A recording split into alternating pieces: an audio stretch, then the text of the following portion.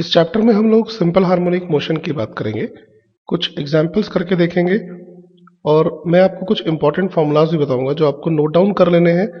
हम लोग formulas discuss करेंगे और उस पर बेस्ड एग्जाम्पल्स करते चलेंगे, लेकिन आप सारे क्लास नोट डाउन कर लीजिए और अगर आपको थ्योरी कंफर्म नहीं है तो सबसे पहले आप अपनी थ्योरी कंफर्म कीजिए, अदरवाइज आप इन न्यूमेरिकल्स को ट्राई नहीं कर पाएंगे। तो इसीलिए अब हम लोग सबसे पहले सिंपल हार्मोनिक मोशन के क्वेश्चंस पे शुरू हो जाते हैं। So let's start with simple harmonic motion, how to solve problems.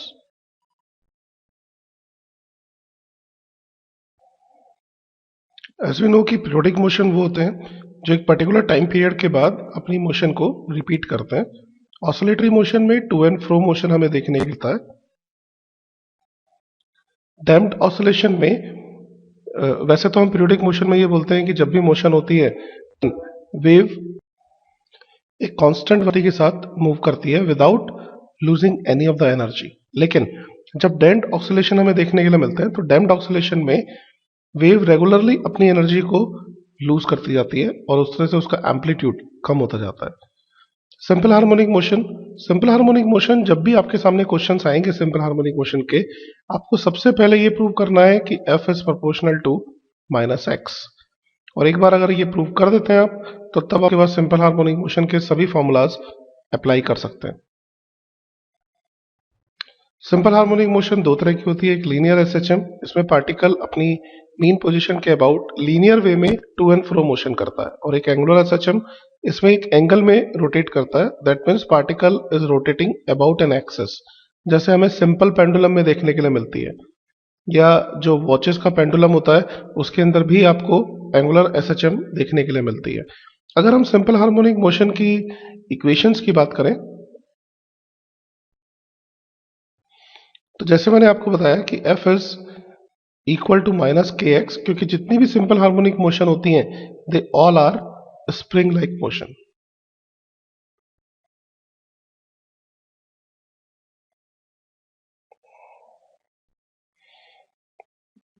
So F is proportional to -x, that means F is equal to -kx, and this k is called force constant.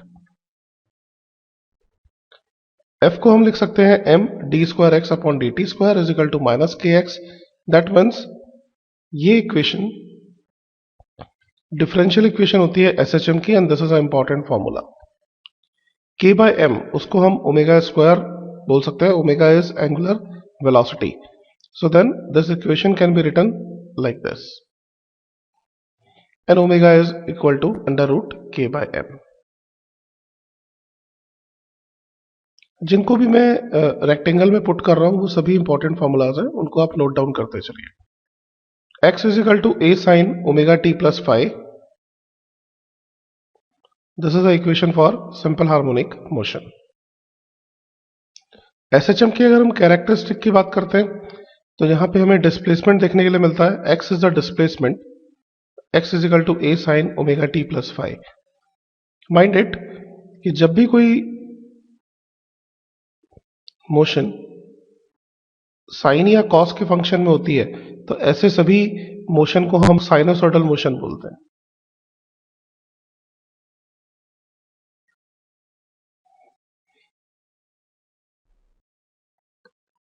और यहां पे ये displacement particle का displacement है किसी भी time पे, so this is a displacement of particle which is a sin omega t plus phi. Amplitude is the maximum displacement of a particle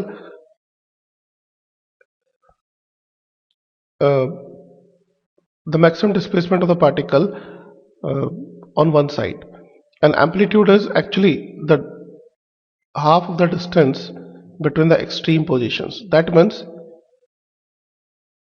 अगर मेरे पास ये extreme positions हैं तो then amplitude will be half of these two positions. This is the amplitude.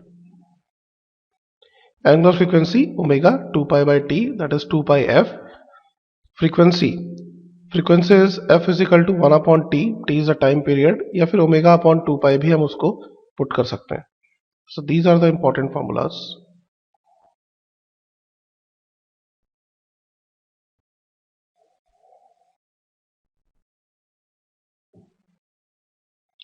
Next we talk about time period t. T equal to 2 pi by omega, that is 2 pi under root m upon k.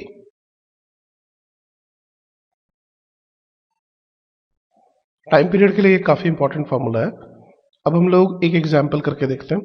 For a particle performing SHM, equation of motion is given as dx da square x upon dt square plus 4x is equal to 0. So we need to find out the time period. इसको अगर हम compare करते हैं SHM motion से,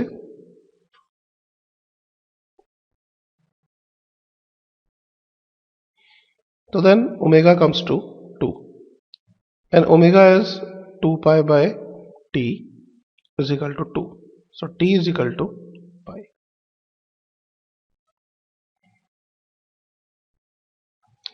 Now let's discuss phase. कोई भी physical quantity, वो position भी हो सकती है और साथ में डायरेक्शन ऑफ मोशन किसी भी इंस्टेंट पे पार्टिकल की जो शो करती है उसको हम बोलते हैं. फेस में दो कंपोनेंट होते हैं, omega t and phi. Phi is the initial phase given to the particle and omega t is the motion travelled by the particle. जैसे मान लीजिए अगर कोई पार्टिकल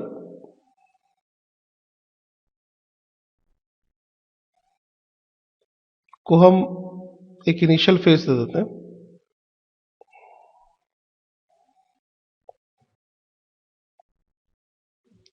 और टी टाइम में जो ये ट्रेवल करता है दैट इज ओमेगा टी, तो इसका टोटल फेस हो जाएगा ओमेगा टी प्लस फाइव.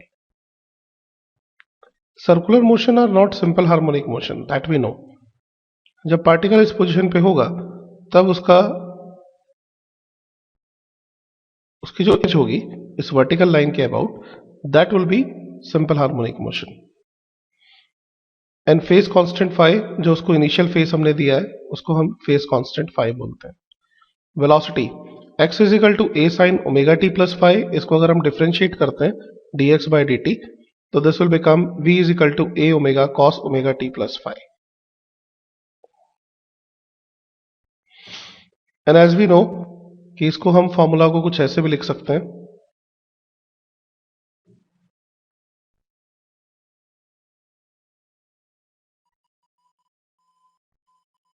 और हम यहां से जानते हैं कि sine omega t plus five is equal to x by a. अगर वो हम यहां पे पुट कर देते हैं तो then we get this formula. So these are the two formulas which are important. As we know, v is equal to a omega cos omega t plus phi. तो when x will be equal to 0, that means mean position होगी तब velocity maximum होगी, क्योंकि mean position पे cos ये पूरे function की value +1 होगी. तो v is equal to a omega. So maximum velocity का फॉर्मूला है a ओमेगा, और जब एक्सट्रीम पोजीशन पे होता है तब उसकी वेलोसिटी मिनिमम होती है, क्योंकि तब cos omega t plus phi will be 0, omega t plus phi will be pi by 2. That means v minimum is equal to 0. ये सब चीजें हम थ्योरी में डिस्कस कर चुके हैं, मैं सिर्फ इंपॉर्टेंट फॉर्मूलाज बता रहा हूं. v is equal to omega under root a square minus x square. So v square is omega a square minus x square. इसको हम कुछ ऐसे भी लिख सकते हैं, एंड फाइनली कुछ ऐसे. ये फॉर्मूला कुछ कंपेरेबल है x square upon a square plus y square upon b square is equal to 1, and we know that this is the equation of an ellipse.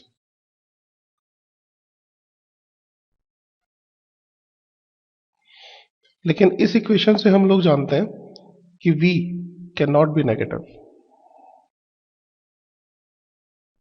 so that means this will be only half of the ellipse above x axis.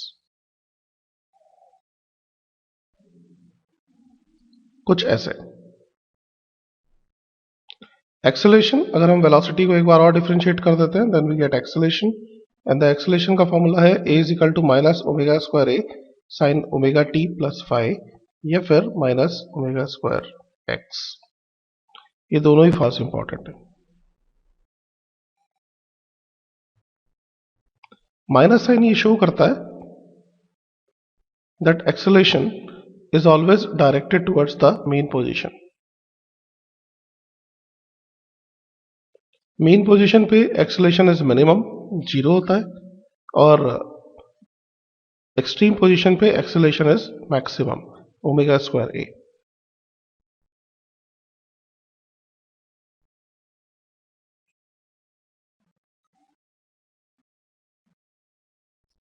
Let's solve this question. Equation of particle आपको दी है. हमें जब भी equation दी होती है तो हम उसको अपनी जनरल इक्वेशन से कंपेयर करते हैं. तो हम इसको कंपेयर करते हैं. x is equal to a sine omega t plus 5. और यहां से हमें पता चलता है कि a is equal to 5, omega is equal to pi and 5 is equal to pi by 3. So that means amplitude is 5, time period omega is equal to 2 pi by t and omega हमें given है pi. So time period is 2 seconds. Maximum speed, that is a omega, and maximum speed is 5 into pi. So that is 5 meter per second. And velocity at t is equal to 1 second. Velocity at t is equal to 1 second हम तभी निकाल सकते हैं जब हमें velocity की equation पता हो. v is equal to a omega cos omega t plus 5. अगर हम सभी वैल्यूज को पुट कर देते हैं तो 5 pi cos pi T plus pi by 3. अगर हम t को वैल्यू को 1 पुट करते हैं तो that is 5 pi cos pi plus pi by 3, that is 4 pi by 3. So answer comes to minus 5 pi by 2 metre per second. Next is a particle executes simple harmonic motion has angular frequency 6.28 per second, that is omega given to us. Amplitude is 10 centimeter. Find the time period, maximum speed, maximum acceleration, speed when the displacement is 6 centimeter from the mean position, and the speed at t is equal to 1 by 6 second, assuming that the motion starts from rest at t is equal to g. Because he says that motion starts from rest, तो हम ये बोल सकते हैं कि x is equal to a sin omega t. क्योंकि phi is 0, motion starts from the rest at t is equal to 0. Omega is 6.28. So time period will be 2 pi by omega, and that comes to 1 second. The next is max acceleration and maximum speed. Maximum speed is equal to a omega. A is 0.1 and omega is 6.28. So maximum speed comes to 0.68 meter per second. Maximum acceleration, that is a omega square. हम यहाँ पे minus नहीं put करते हैं because that gives you the direction only, and that comes to 4 meter per second square. Next is speed when the displacement is 6 centimeter from the mean position. इसको calculate करने के लिए हमारे पास फॉर्मूला है omega under a square minus x square, and that is omega is 6.28 under root 100 minus 36, and the answer comes to 50.2 meter per second.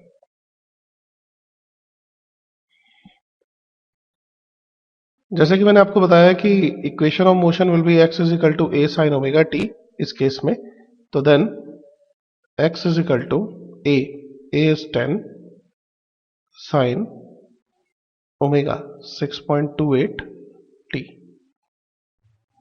So V is equal to A omega cos omega t, that is 10 into 6.28 cos 6.28 into t.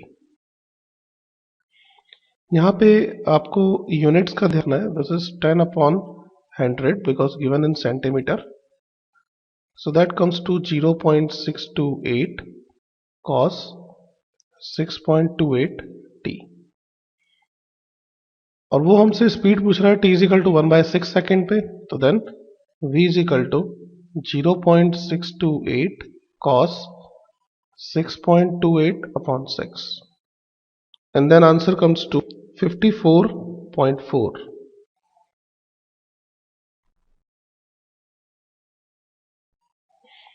मैं आपको आपकी knowledge के लिए बता देता हूं अलग से कि हम लोग cos 6.28 अपॉन 6 इसको कैसे सॉल्व करते हैं.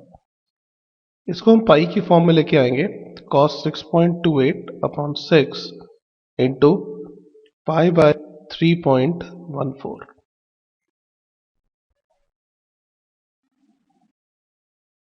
So this is as good as cos pi by 3.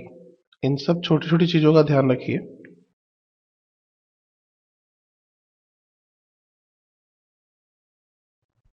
Now let's move to the next question. A particle starts from mean position and moves towards positive extreme as shown. Find the equation of the SHM. Amplitude of SHM is A. हमें ये देखना है कि क्या इस बात से कोई फर्क पड़ता है कि अगर कोई पार्टिकल पॉजिटिव एक्सट्रीम की तरफ जाता है या फिर इनिशियली नेगेटिव एक्सट्रीम की तरफ जाता है. ये भी हमें इक्वेशन ही बता सकती है. देखते हैं कैसे. हमें ये मालूम है कि equation of motion can be written as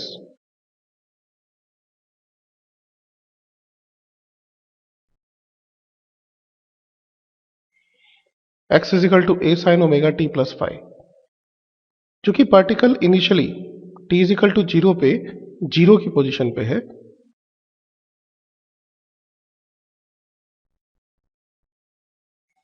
so that means a sin omega t plus phi is equal to 0. t is equal to 0 पे, so that means this term will also be 0. That means sin phi is equal to 0. एक circle में 0 से लेके 2 पाई तक की motion में sin phi दो जगह पे 0 हो सकता है. That means phi can be 0 और phi can be pi. लेकिन हमें ये कैसे पता चलेगा कि phi इज इक्वल टू 0 है या phi is equal to pi है. तो ये देखते हैं. अब हम लोग वेलोसिटी के बारे में बात करते हैं. v is equal to a omega cos omega t plus five. t is equal to 0 पे इसकी वेलोसिटी पॉजिटिव है. So that means a omega cos phi at t is equal to 0, that is positive. a तो हमेशा ही positive है, omega भी positive है, that means cos phi is also positive. phi के लिए हमारे पास दो ऑप्शन है, 0 and pi. अगर हम cos 0 देखते हैं तो that is 1, cos pi देखते हैं तो that is equal to -1. So we'll choose this option. That means phi is equal to 0. यानी इस बात से फर्क पड़ता है कि ये पार्टिकल पॉजिटिव डायरेक्शन में जा रहा था या फिर नेगेटिव डायरेक्शन में. अगर t इज इक्वल टू 0 पे पॉजिटिव डायरेक्शन में जाता है तो विल टेक phi एज 0. अगर नेगेटिव डायरेक्शन में जाता है then will take phi as pi. अगर कोई पार्टिकल अपनी मेन पोजीशन से स्टार्ट नहीं होता है, किसी और पोजीशन से स्टार्ट होता है, से for example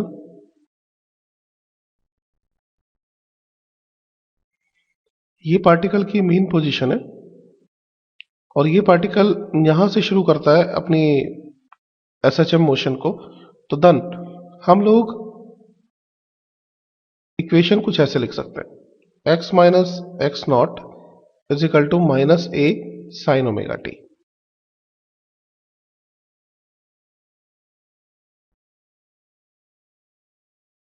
Now let's do this example. A particle is performing SHM of amplitude A and time period t. That means particle की motion को हम लिख सकते हैं x is equal to A sin omega t.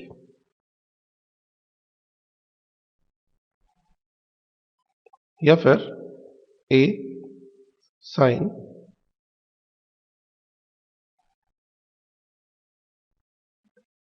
So find the time taken by particle to go from 0 to a by 2. That means उसका displacement a by 2 है. तो let's put x is equal to a by 2.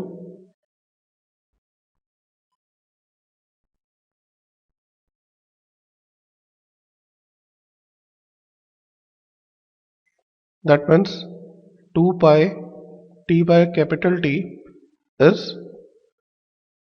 1 by 2 is sin pi by 6 that we know. So that means t is equal to t by 12.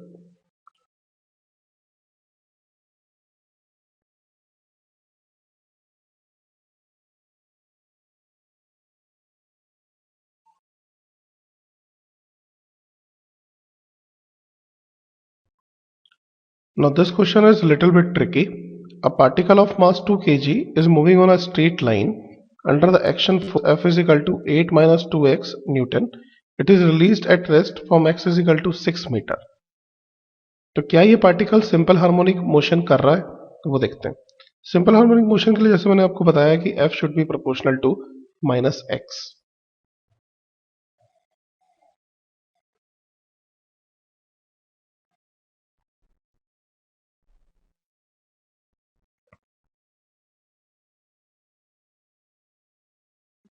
That means simple harmonic motion तो है. यहां से हमें एक चीज और पता चलती है कि इसकी इक्विलिब्रियम पोजीशन कहां पे होगी. फॉर इक्विलिब्रियम पोजीशन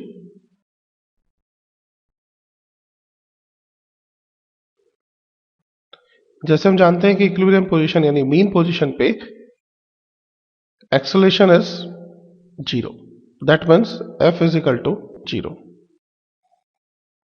अगर हम F को 0 पुट करते हैं तो x इज इक्वल टू 4. इसका मतलब इसकी मेन पोजीशन 4 पे होगी. अगर हम इसकी मोशन को शो करते हैं तो this is the mean position या फिर equilibrium position and x is equal to 6. ये वो पोजीशन है जहां से हमने इस पार्टिकल को रिलीज किया.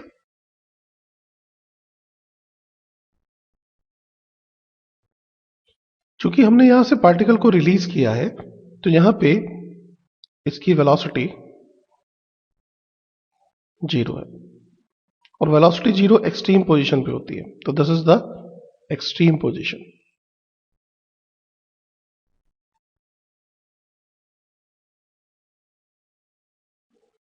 दैट मीन्स मीन पोजीशन से एक्सट्रीम पोजीशन तक के डिस्टेंस को हम लोग एम्पलीट्यूड बोलते हैं. तो this is amplitude A is equal to 2. अब हम अपनी जनरल इक्वेशन लिखते हैं. General equation will be x is equal to A sin omega t plus 5. लेकिन हम देख रहे हैं कि ये शुरू x इज इक्वल टू 4 से करता है. So this equation will be x minus 4 is equal to that is 2 sin omega t plus 5. अब हमें यहां पे ओमेगा कैलकुलेट करना है. यहां से हम लोग देखते हैं कि F is equal to minus 2 x minus 4. That means acceleration is equal to minus 2 upon mass is 2 x minus 4.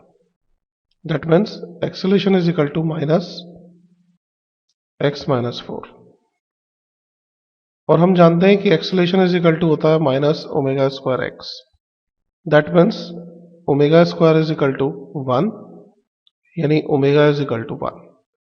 तो अगर हम उसको यहां पे पुट कर देते हैं तो ये बन जाता है 2 साइन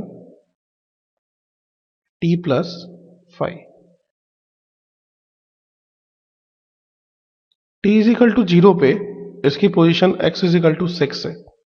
अगर इज इक्वल टू 0 पे x is equal to 6 put करते हैं तो then this becomes 6 minus 4 is equal to 2 sin phi. That means sin phi is equal to 1, यानी phi is equal to pi by 2. तो जब भी कोई पार्टिकल एक्सट्रीम पोजीशन से शुरू करता है अपनी मोशन को, तो हम वहां पे इक्वेशन कुछ ऐसे लिखते हैं कि x minus 4 is equal to 2 cos omega t.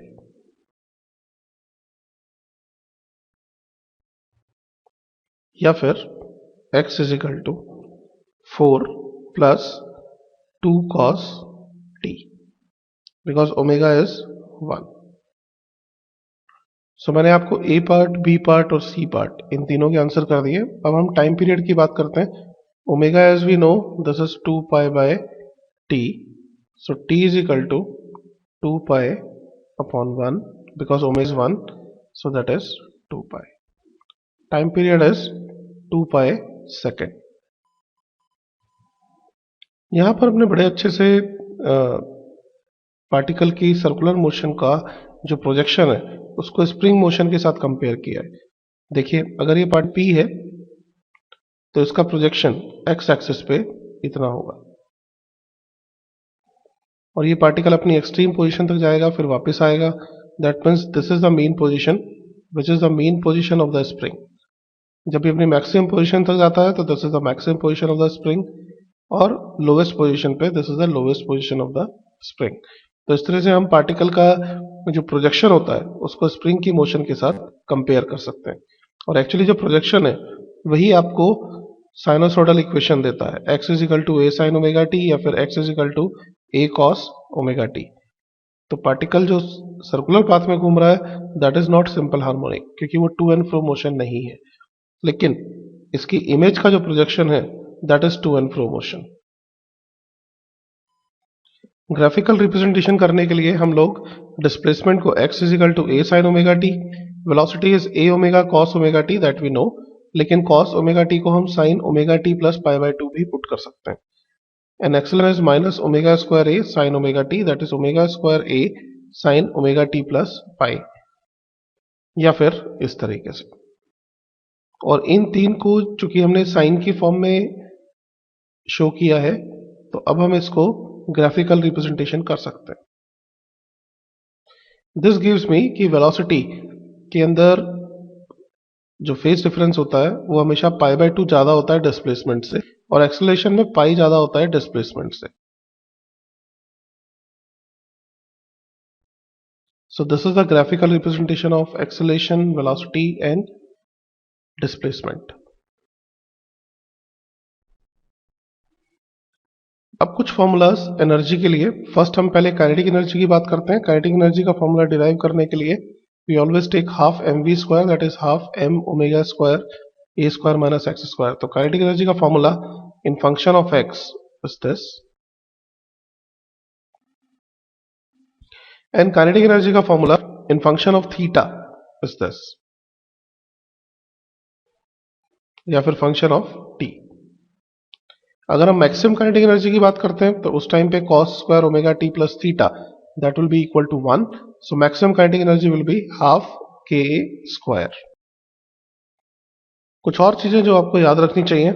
Kinetic energy, average kinetic energy, जब भी हम एवरेज काइनेटिक एनर्जी दिखाते हैं तो हम उसको उस तरह से ब्रैकेट्स में पुट करते हैं. सो एवरेज काइनेटिक एनर्जी 0 से लेके t टाइम पीरियड तक दैट इज 1/4 k स्क्वायर. लेकिन एवरेज काइनेटिक एनर्जी 0 से लेके a एम्पलीट्यूड तक 1/3 k स्क्वायर होती है.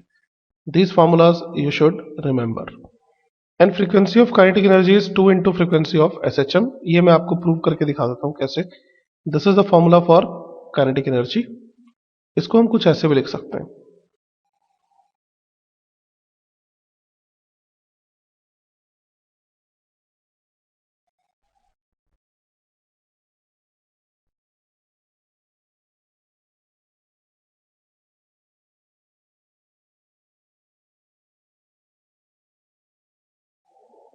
क्योंकि जब भी हम लोग किसी भी फंक्शन की बात करते हैं तो that function should be linear function of sine and cos.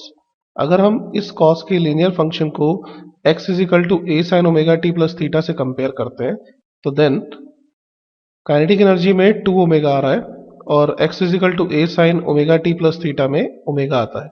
That means frequency of kinetic energy is equal to 2 into frequency of SHM। यहां से मैं आपको एक छोटी सी चीज और बता देता हूं। Over a cycle cos 2 omega t plus 2 theta ये 0 हो जाएगा। तो that means average kinetic energy will B 1/4 k square. ये इस फॉर्मूला का डेफिनेशन है। Now let's discuss potential energy. Potential energy का फॉर्मूला है half k x square, that is a spring potential energy. तो half k x square and x is equal to a sin omega t, तो that means half k square sin square omega t plus theta. इसका मतलब frequency of potential energy is also equal to 2 into frequency of SHM। Total mechanical energy की अगर हम बात करते हैं that is kinetic energy plus potential energy, अगर हम इन दोनों को ऐड करते हैं तो answer comes to half k square. इसका मतलब टोटल मैकेनिकल एनर्जी कभी भी चेंज नहीं होती एक सिंपल हार्मोनिक मोशन में, बशर्ते कि वो डैम्प्ड सिंपल हार्मोनिक मोशन नहीं होनी चाहिए, उसमें चेंज हो जाएगी। तो this is half ka square. अगर हम इनके ग्राफ्स को देखते हैं तो ग्राफ्स कुछ ऐसे आते हैं। ये सभी ग्राफ्स हम लोग थ्योरी क्लास में डिस्कस कर चुके हैं। Now let's move to the example.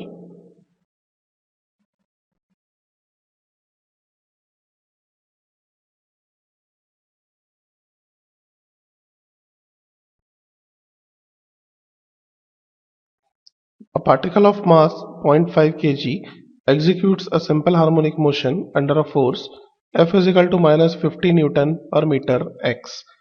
If it crosses the center of oscillation and speed of 10 meter per second, find the amplitude of the motion. जब वो सेंटर से पास होता है तब उसकी वेलोसिटी मैक्सिमम होती है और उस टाइम पे सिर्फ उसके पास काइनेटिक एनर्जी होती है। वैसे तो इसको आप जनरल इक्वेशन से भी सॉल्व कर सकते हैं, लेकिन यहाँ पे हम काइनेटिक एनर्जी की बात कर रहे हैं तो हम लोग एनर्जी का कॉन्सेप्ट लगा के इस क्वेश्चन को सॉल्व करेंगे। देखिए कैसे। सेंटर पे चूंकि उसके पास सिर्फ काइनेटिक एनर्जी है तो इसलिए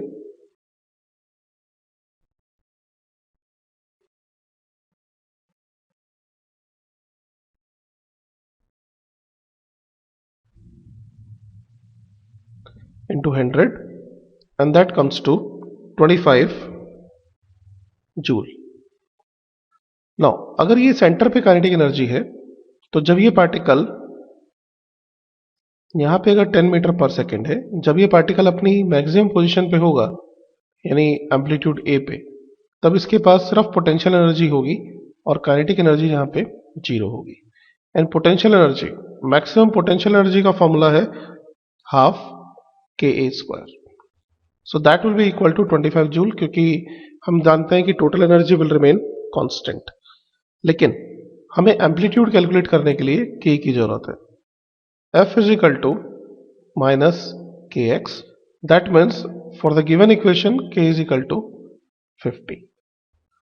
So 1 by 2 into 50 into a square is 25. That means a is equal to 1.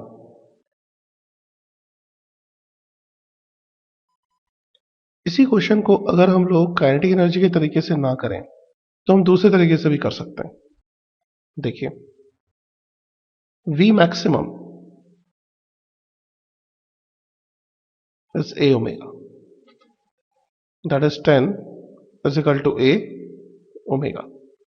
हमें एम्पलीट्यूड फाइंड आउट करना है, that means we need to find out omega. अब हम ओमेगा कैसे फाइंड आउट करते हैं वो देखते हैं। Omega omega as we know that is under root k by m, that is under root k। हमें ये पता है कि f is equal to minus k x होता है, that means k is equal to 50 upon 0.50, so that comes to 10। अगर हम यहां पे पुट कर देते हैं तो 10 is equal to a into 10, a is equal to 1 metre. So either of the way you can do this question. अब कुछ फॉर्मूलाज, स्प्रिंग मास सिस्टम में अगर वो स्प्रिंग हॉरिजॉन्टल है या फिर वर्टिकल है, दोनों ही केस में ये मोशन सिंपल हार्मोनिक मोशन होगी। और यहां पे हम लोग टाइम पीरियड का जो फॉर्मूला होगा that will be t is equal to 2 pi under root m upon k। Same way hair.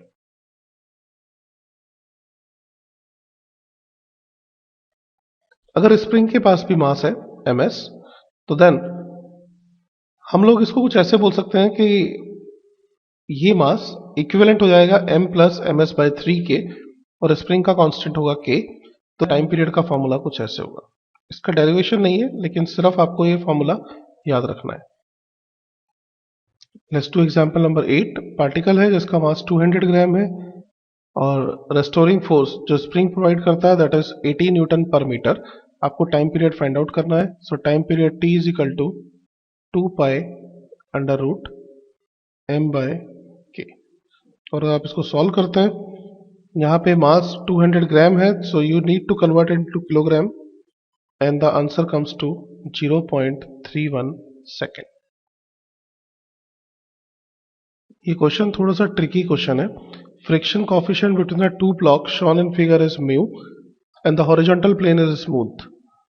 If the system is slightly displaced and released, find the time period and find the magnitude of the frictional force between the blocks when the displacement from the main position is x.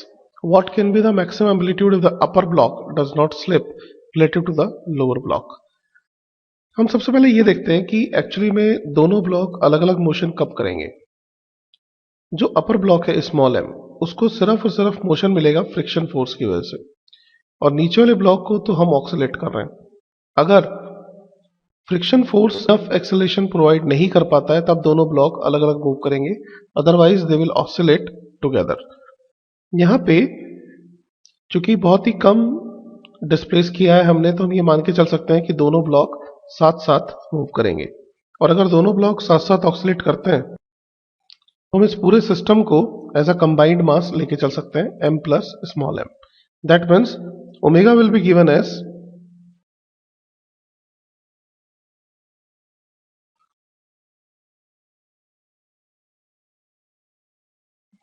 And time period is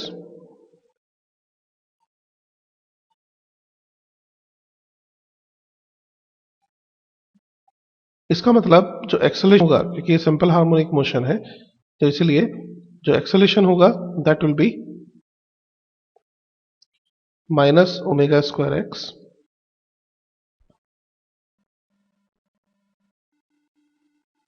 m plus m।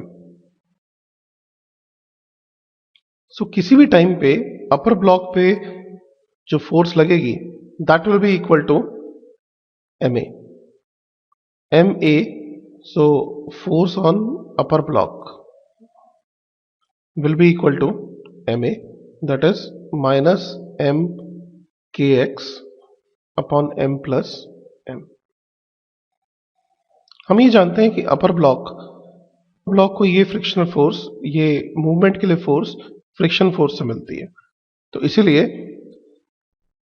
ये force उसको frictional force से मिलेगी। और simple harmonic motion के लिए ये जो force maximum हो सकती है, हम जानते हैं कि x मैक्सिमम हो सकता है इक्वल टू एम्पलीट्यूड। तो then maximum force on small m will be equal to minus m k a on m plus m, और मैक्सिमम फ्रिक्शनल फोर्स जो उसको मिल सकती है that is mu m g. m and m cancel out, और यहां से हम अगर a को कैलकुलेट करते हैं that comes to mu m plus m into g upon k. यहां पे एक कंफ्यूजन है कि कैसे ऊपर वाला ब्लॉक फ्रिक्शन फोर्स के थ्रू मूव करता है। देखिए, अगर हम कैपिटल M का फ्री बॉडी डायग्राम बनाते हैं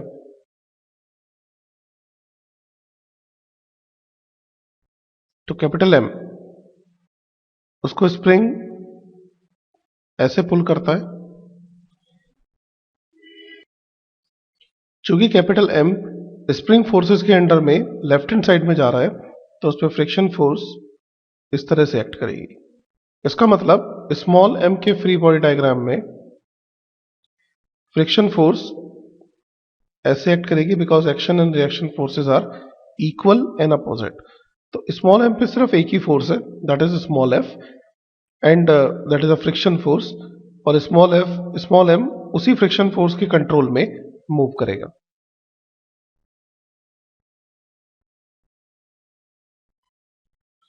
पहले आप एग्जाम्पल 10 से गो थ्रू हो जाइए, फिर मैं आपको इसका सॉल्यूशन बता देता हूं।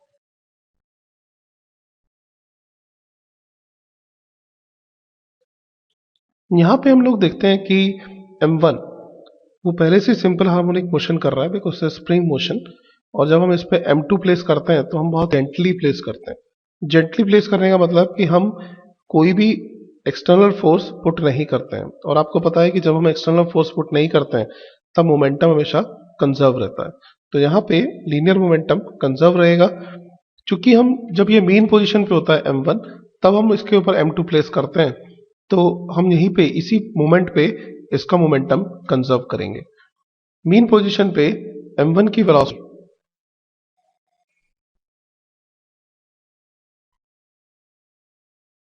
that will be equal to a omega, तो that means a1 ओमेगा 1, क्योंकि हमें नहीं पता है कि क्या एम्पलीट्यूड है और क्या ओमेगा है, a1 omega 1।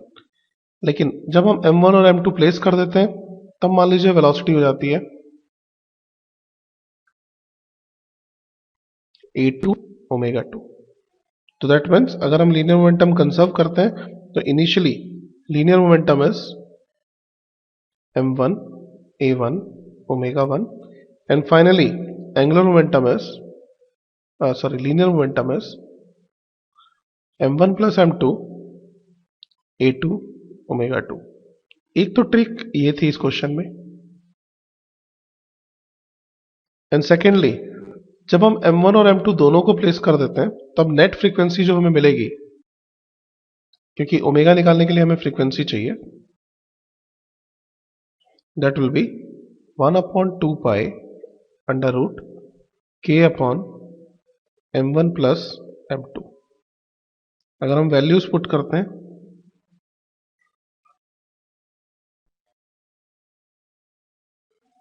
so then it comes to 5/3 पाई। यहां पे अगर हम वैल्यूज पुट करते हैं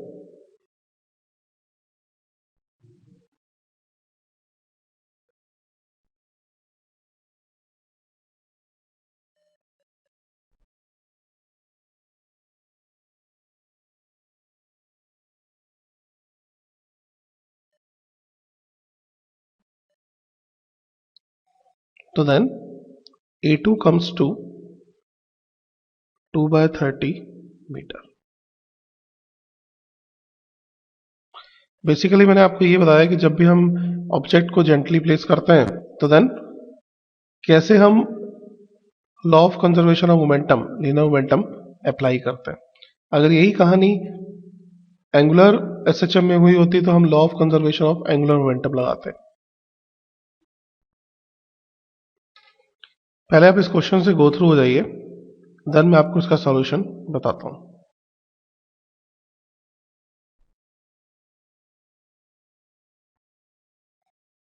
इससे पहले कि मैं आपसे इसका सॉल्यूशन डिस्कस करूं, मैं आपको इसका एक सिंप्लीफाइड वर्जन दिखा देता हूं। मान लीजिए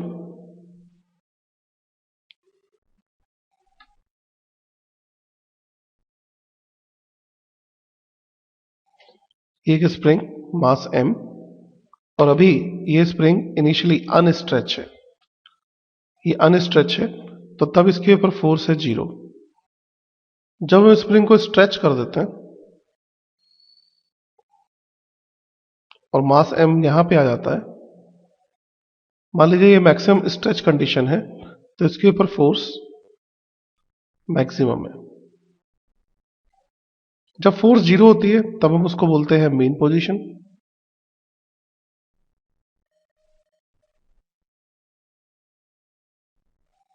और जब फोर्स मैक्सिमम होती है then it is the extreme position.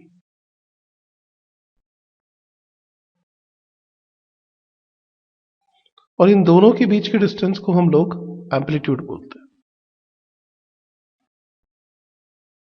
यही इस क्वेश्चन का कॉन्सेप्ट है। देखते हैं कैसे।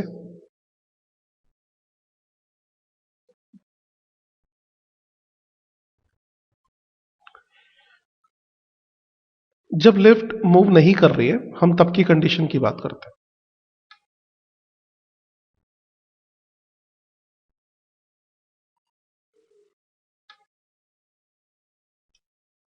इस टाइम पे वेट इज mg और जो फोर्स ऊपर की तरफ लग रही है by the spring that is kx और ये मास अपनी जगह पे बिल्कुल बैलेंस्ड है। नीचे की तरफ फोर्स mg है, ऊपर की तरफ kx फोर्स है, that means spring is stretch by x amount. जब ये लिफ्ट इस टाइम पे एक्सेलरेशन इज 0 एंड जब ये लिफ्ट g एक्सेलरेशन से फ्री फॉल होना शुरू होती है तो तब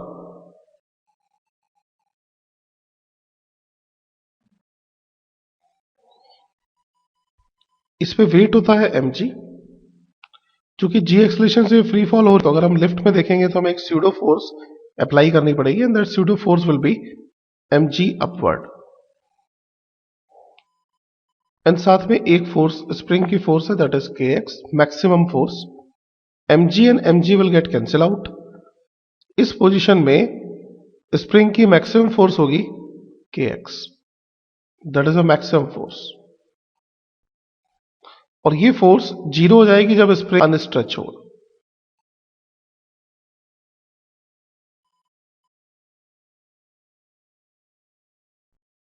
तब ये फोर्स 0 हो जाएगी।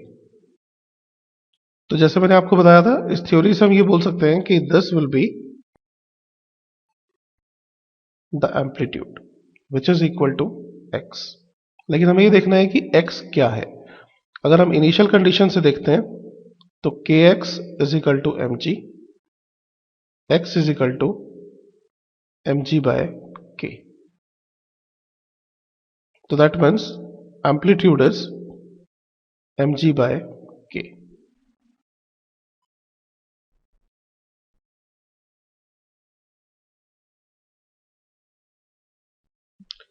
पहले आप इस क्वेश्चन से गो थ्रू हो जाइए, देन हम इस क्वेश्चन को सॉल्व करते हैं।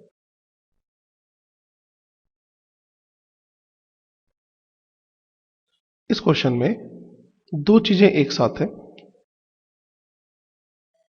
फर्स्ट इज जब ये दोनों ब्लॉक आपस में कोलाइड करते हैं then this is inelastic collision. Inelastic collision का मतलब they will stick together.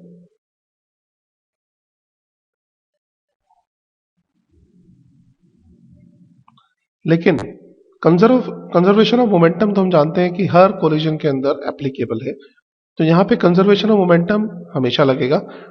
Secondly अभी फिलहाल जब ये मास m स्प्रिंग के साथ जो मास m है उसके साथ कोलाइड करता है तब स्प्रिंग अनस्ट्रेच कंडीशन में है, तो इसलिए यहां पे काइनेटिक एनर्जी मैक्सिमम होगी और ये उसकी इनिशियल पोजीशन होगी। These are the 3 point of observation. हम सबसे पहले conservation of linear momentum apply करते हैं।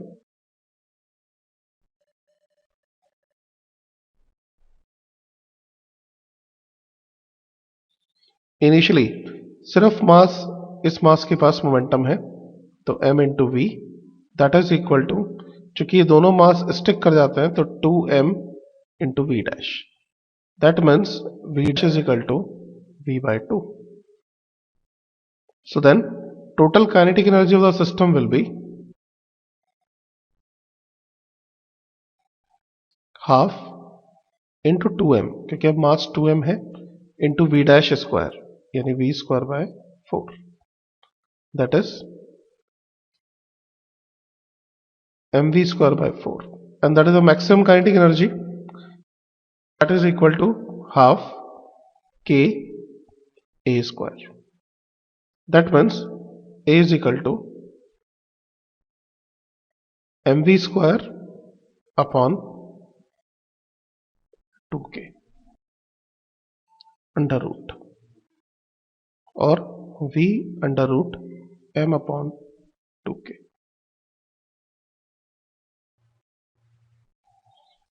पहले आप क्वेश्चन से गो थ्रू हो जाइए, फिर हम इस क्वेश्चन को करके देखते हैं।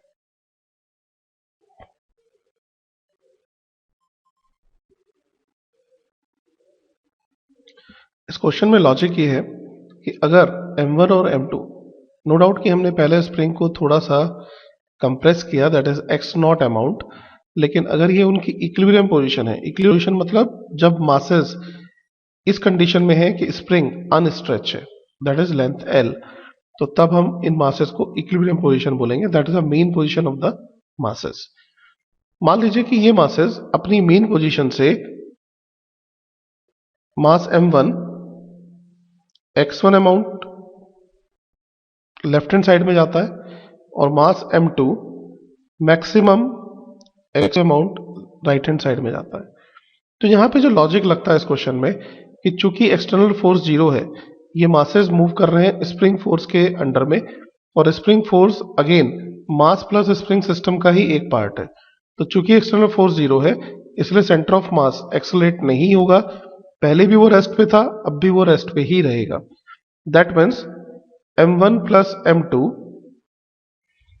into delta x, that will be equal to 0। हम लोग जानते हैं कि सेंटर ऑफ मास की पोजीशन दी जाती है m1 x1 plus m2 x2 upon m1 plus m2, तो इसलिए चूंकि मास m1 लेफ्ट हैंड साइड में गया, तो this is minus m1 x1, अपनी मेन पोजीशन से x1 अमाउंट डिस्टर्ब हो गया, प्लस m2 x2 क्योंकि राइट हैंड साइड में गया, and that is equal to 0।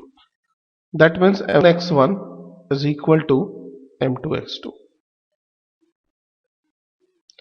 Spring चूंकि इस कंडीशन में total x1 plus x2 amount stretch होता है, तो वो हर मासेस के ऊपर x1 प्लस x2 अमाउंट के जितना फोर्स अप्लाई करेगा। तो that means force applied on mass m1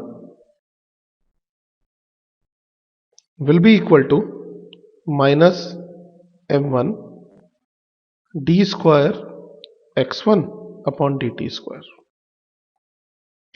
and force जो मास स्प्रिंग जो मास जो फोर्स अप्लाई करेगा, that is k x1 plus x2 is equal to minus m1 d square x1 upon dt square.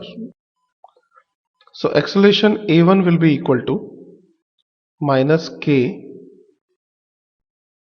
m1 plus m2 x1 upon m1 m2। लेकिन हम देख रहे हैं कि acceleration is minus omega square x होता है, तो इसलिए omega square will be equal to k m1 plus m2 upon m1 m2। That means time period will be 2 pi under root m1 m2 upon 1 plus m2 into k। यहां पे mu is equal to m1 m2 upon m1 plus m2, this is called reduced mass।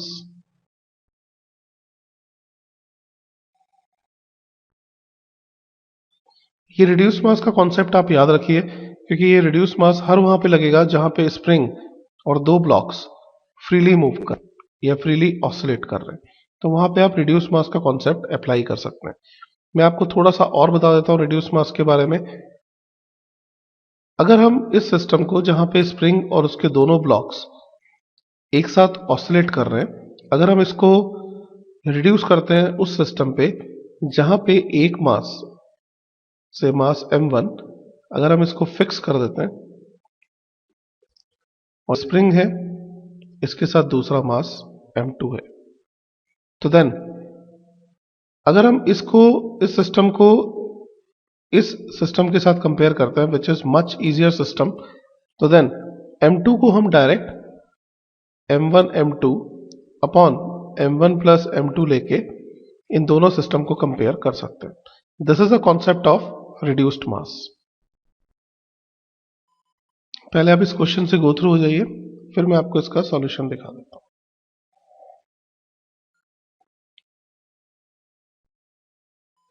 The solution is कि फिलहाल जब दोनों masses हमने spring पे put किए हुए हैं, तो तब total extension will be equal to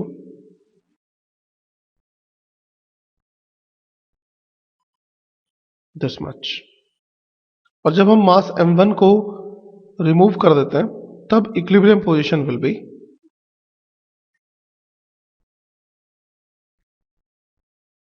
m2g upon k. इसको हम कुछ ऐसे भी समझ सकते हैं. तो हम यहां पे ये देखते हैं कि initially this is the position और finally equilibrium position will be this much. और इन दोनों के बीच की डिस्टेंस को हम लोग एम्पलीट्यूड बोलते हैं. ये हम पहले के एग्जाम्पल में भी डिस्कस कर चुके हैं. तो amplitude will be m1g upon k. This is the amplitude. So time period t is equal to 2 pi under root, क्योंकि अब सेकेंड पोजीशन में सिर्फ मास m2 ऑक्सीलेट कर रहा है तो m2 upon k.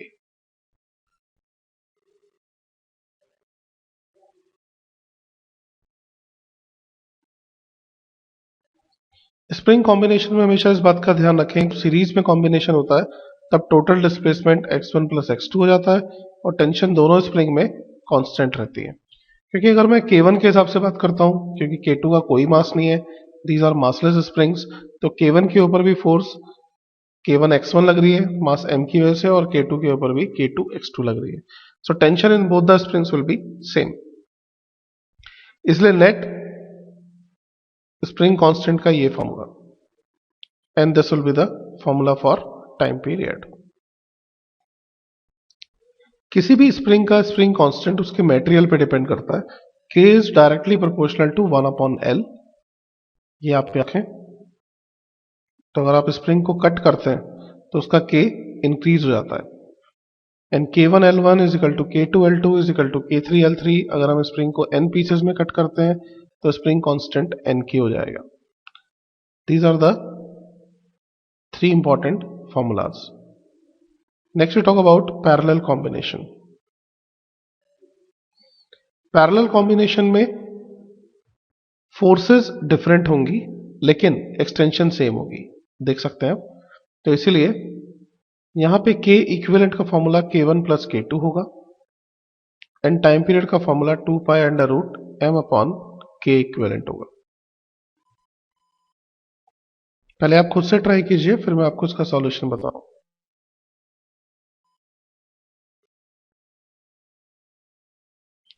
And the solution is, first case में चूंकि ये दोनों स्प्रिंग पैरेलल में है, time period will be equal to 2 pi under root m upon k1 plus k2. Second case में अगर हम मास को थोड़ा सा नीचे डिस्प्लेस करते हैं तो नीचे वाला स्प्रिंग ऊपर की तरफ एक फोर्स लगाएगा विच इज k2x एंड ऊपर वाला स्प्रिंग भी ऊपर की तरफ पुल करेगा मास को विच इज k1x. तो एक्सटेंशन दोनों स्प्रिंग में सेम है. They will behave like parallel spring combination. So time period will be 2 pi under root m upon k1 plus k2. और जब दोनों स्प्रिंग सीरीज में होते हैं तब टाइम पीरियड का फॉर्मूला होता है 2 pi under root m k1 plus k2 upon k1 k2.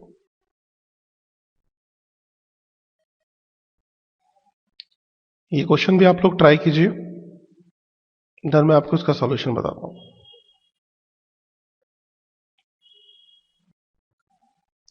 मान लीजिए स्प्रिंग की ओरिजिनल लेंथ L है और उसको हमने दो पार्ट में डिवाइड किया, that is L1 plus L2.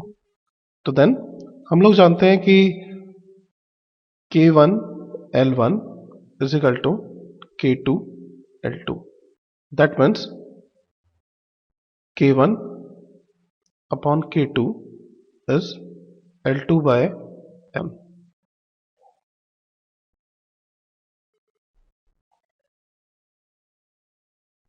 And that is equal to KL. तो अगर हम यहां से कंपेयर करते हैं, K1 comes to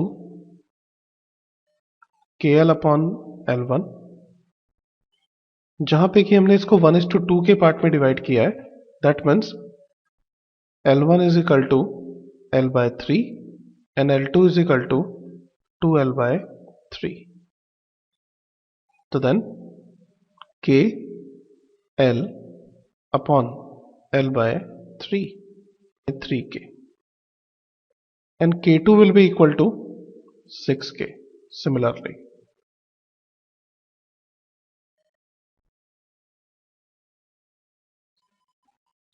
अगर हम उनको पैरेलल में कनेक्ट करते हैं तो total spring constant K will be equal to K1 plus K2, that is 9K. So time period of oscillation performed by the block T will be equal to 2 pi under root m upon K dash, that is 2 pi under root m upon 9K, that is 2 pi by 3 under root m by K. थोड़ी सी calculation mistake, this is 3K by 2, so this is 9K by 2 and that is 2m. So this is the answer. SHM के next part में हम simple harmonic motion के थोड़े और questions करके देखेंगे. सो फर्स्ट पार्ट के जो क्वेश्चंस हैं वो आप ट्राई जरूर कीजिए. Thank you and good bye.